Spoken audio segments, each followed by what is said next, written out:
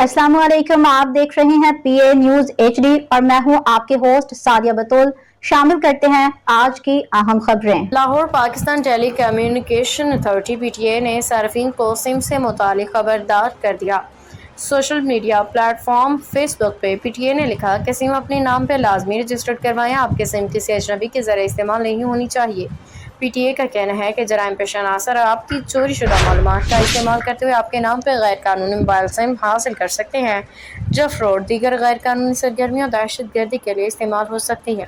Pakistan telecommunication authority के मुताबिक अपने नाम पर सिमों की तादाद मालूम करने के लिए cnic.sims.pk विजिट करें या 668 पे अपना कौमी शनाख्ती कार्ड नंबर भेजें। आपके नाम पर रजिस्टर्ड कोई भी ऐसी सिम जो आपके जरिए इस्तेमाल नहीं, इसे फौरी ब्लॉक करवाएं। न्यूज स्टूडियो से अब तक के लिए इतना ही। मजीद खबरों और अपडेट्स के लिए देखते रहिए पीए न्यूज एचडी।